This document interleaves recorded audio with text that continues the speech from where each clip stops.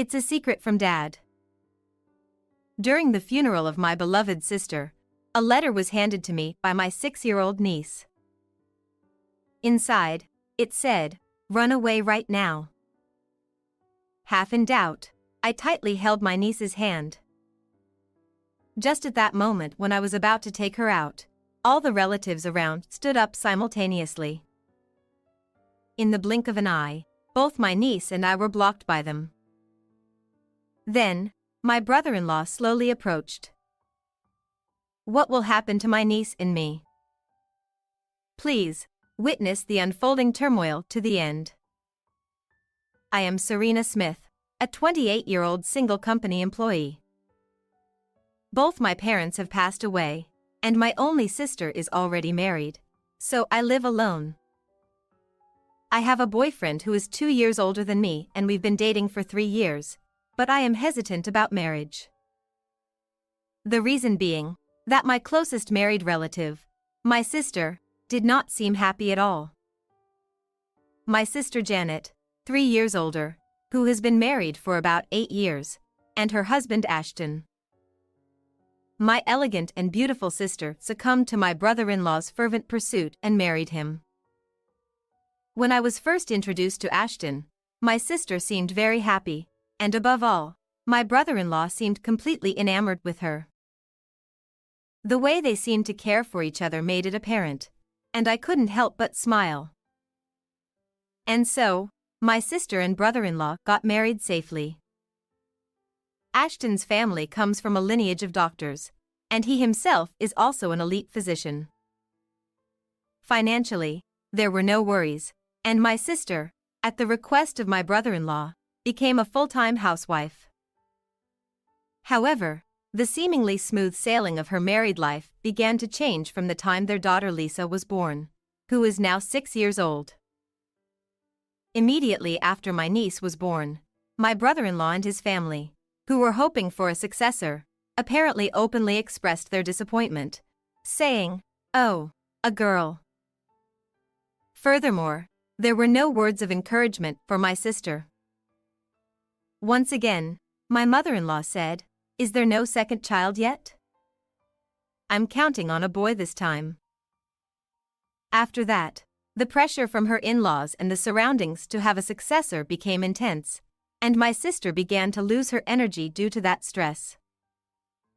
I was worried about her, so I kept in touch frequently, and when I heard that she wasn't feeling well, I would go to places with her to relax.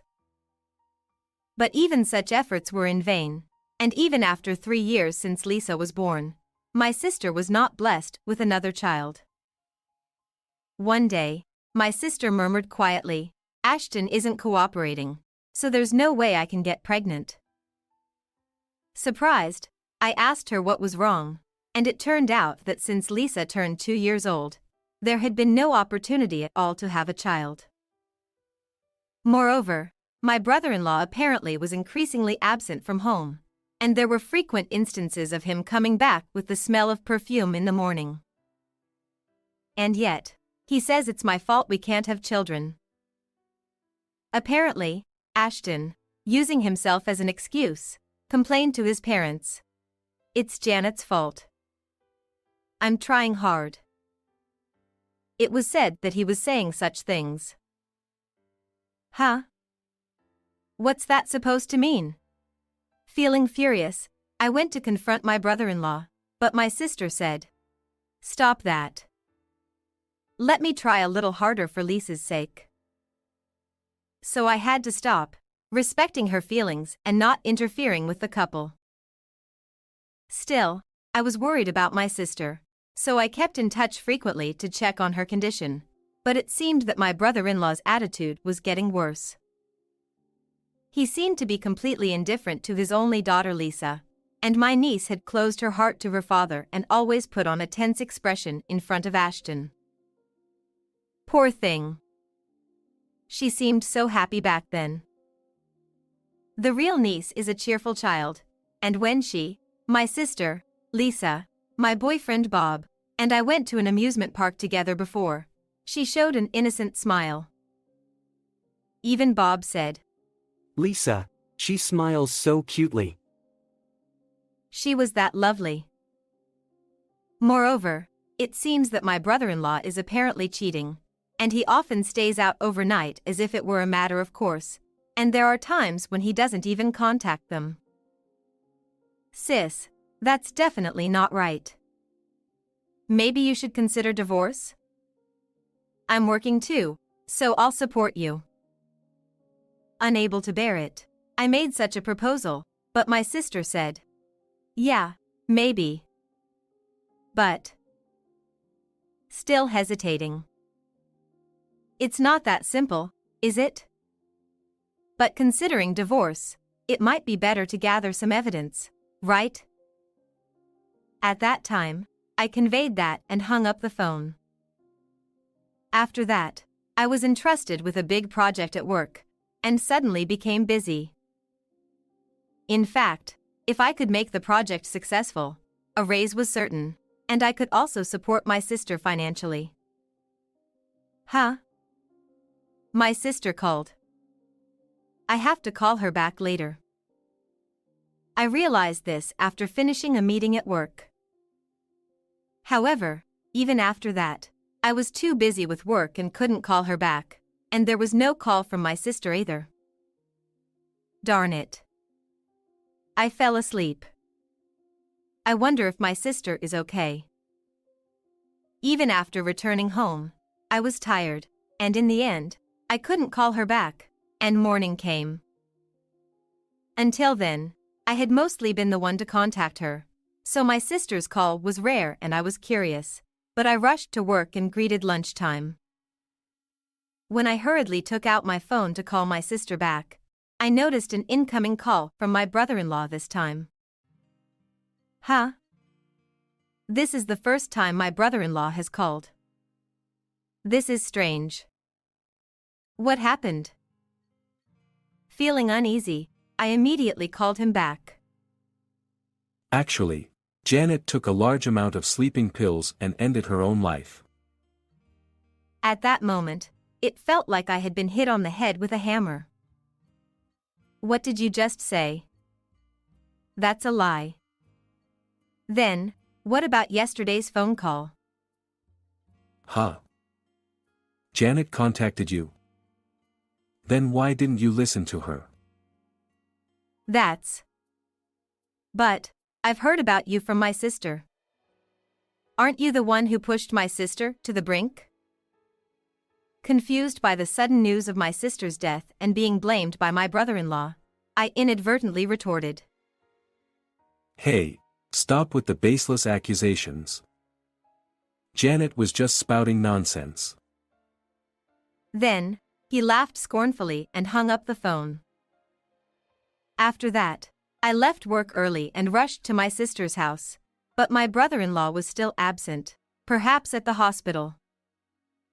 Feeling at a loss for what to do, I received a notice of my sister's funeral sent via message, as a kind of notification from him.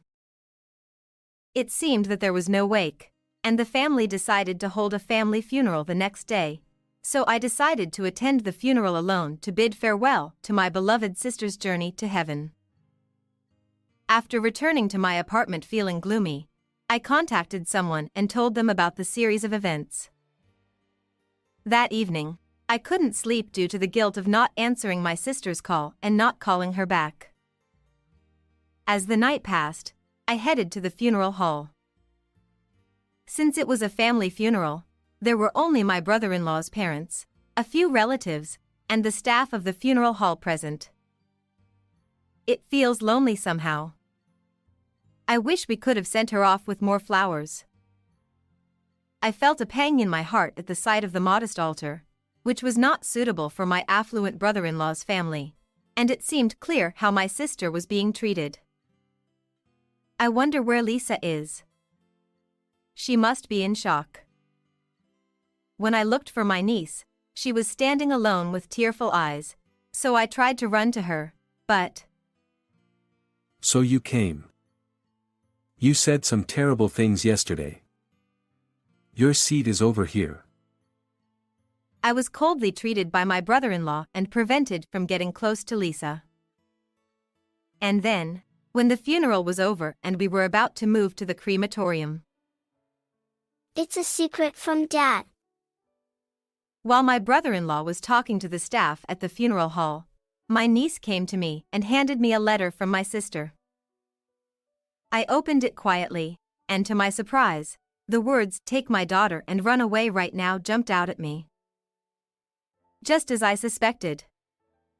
There must be something behind my sister's passing.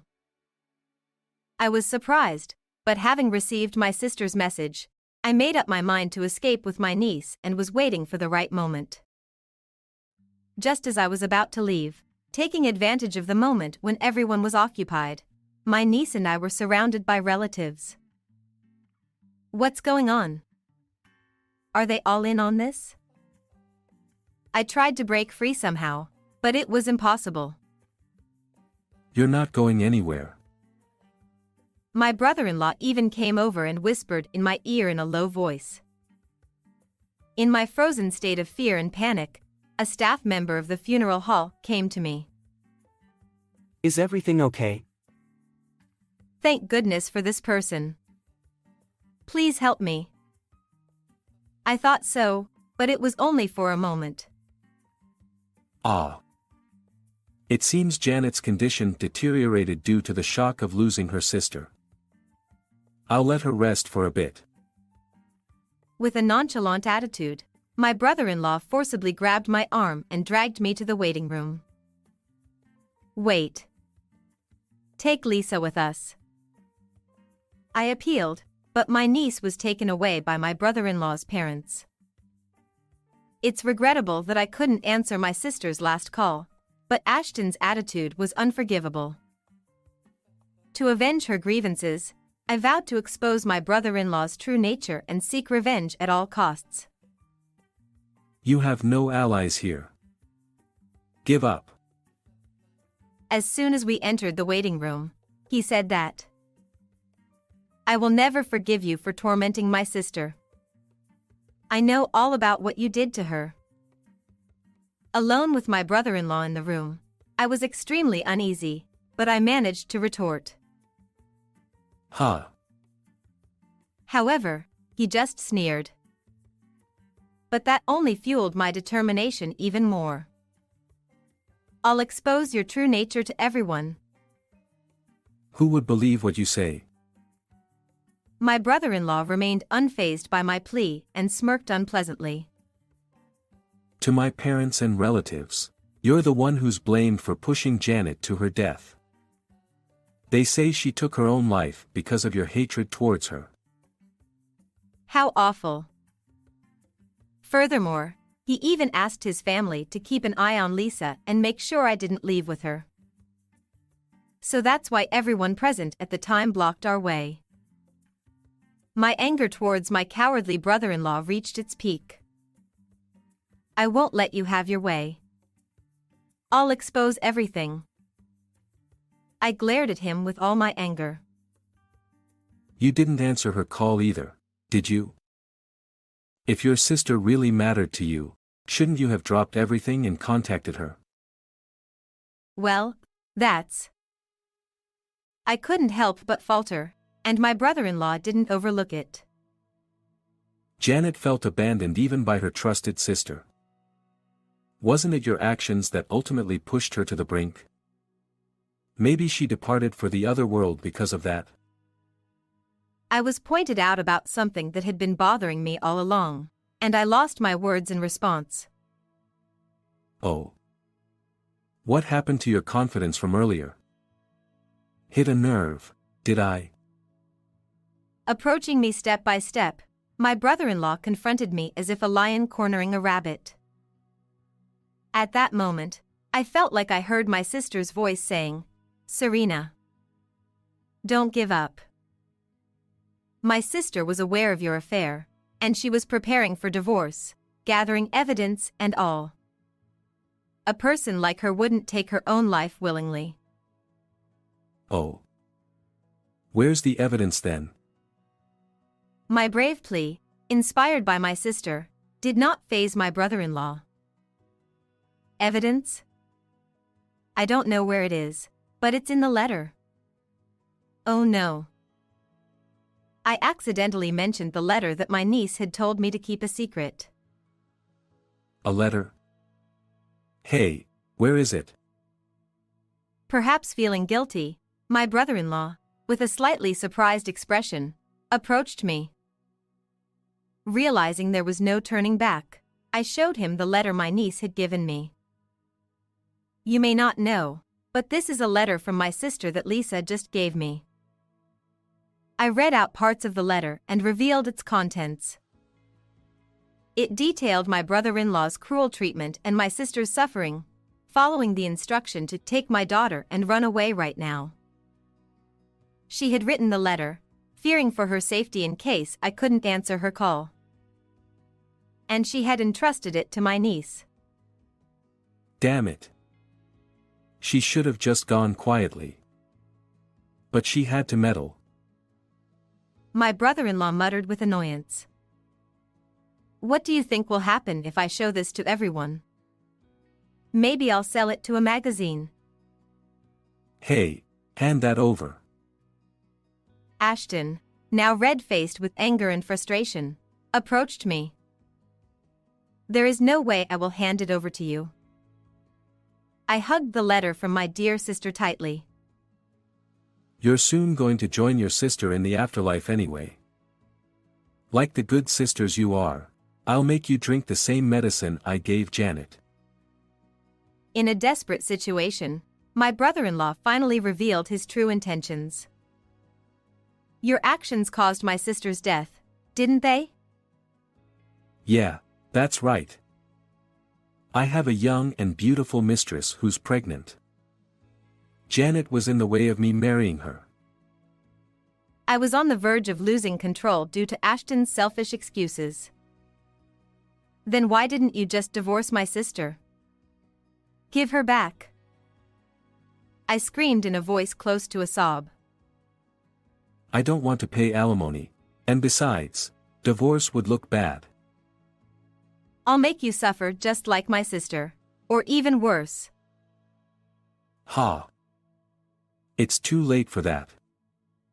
If you want, I can send you to join her now. Approaching me step by step as if to corner me, my brother-in-law said, Please. Help me. I closed my eyes tightly, silently praying for help. At that moment, we heard a knock on the door. How are you feeling now? I brought some warm tea.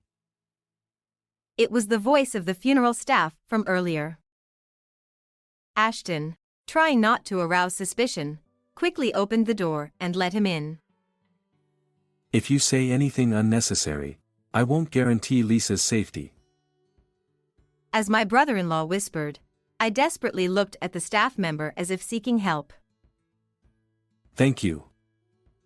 She is fine now. Ashton tried to hurry him out of the waiting room. However, the person who was being pushed out with his back suddenly turned around and faced my brother-in-law.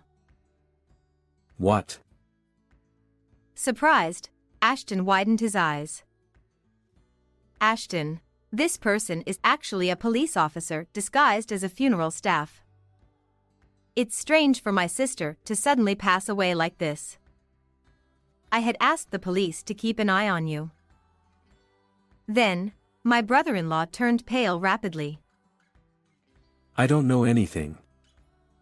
As a doctor, I guarantee it. Janet took her own life. Even at this point, he was trying to play dumb. Just give it up already. I have all our conversations recorded. Didn't you admit earlier that you gave my sister the medicine? My brother-in-law, who had been confident until now, suddenly started pleading with me. I messed up. I'll pay you hush money, just keep Janet's situation confidential. Cut it out. No amount of money will bring my sister back. At least admit your mistakes and face the consequences. I firmly rejected Ashton's plea. Then, next to me. I've heard the situation from Serena. We'll talk at the station. The police officer, who turned out to be Bob, my partner, informed my brother-in-law and nodded at me. In fact, I had contacted him immediately after hearing the news of my sister's passing from my brother-in-law, asking for support. Deciding to attend the funeral where Ashton, whom I didn't even want to see, was present to bid my sister farewell. But inwardly, I was filled with grief for my beloved sister's loss, as well as fear and anger towards my brother-in-law. However, because I believed that Bob would help me no matter what, I was able to confront my brother-in-law. After that, whether he resigned himself or not, Ashton, who weakly gave up, left the funeral home with Bob, the police officer. Including my brother-in-law's parents who were present, all the relatives were stunned, only worried about avoiding scandal. There wasn't a single person concerned about Ashton. When I found Lisa looking anxious and ran over to her, she hugged me as if relieved. And then, with my niece, I left the funeral home after receiving my sister's ashes. Later on, my brother-in-law's guilt was proven, and he ended up behind bars. My niece was taken into my care, and I claimed $100,000 in child support for Lisa and $200,000 in compensation for my sister's life. The reputation of Ashton's family's hospital, being a family of doctors, suffered greatly from the rumors of their wrongdoing, and their business declined rapidly. My brother-in-law was abandoned by both his family and his mistress, and it seems no one came to visit him. While my niece initially struggled with the shock and instability, she has been smiling more often lately. As for me, my relationship with the police officer who helped me in this ordeal is going smoothly, and I'm starting to think positively about marriage. He also cares for my niece, so I hope that in the near future, the three of us can live together happily. How did you find this story? Don't forget to subscribe to the channel. See you in the next video.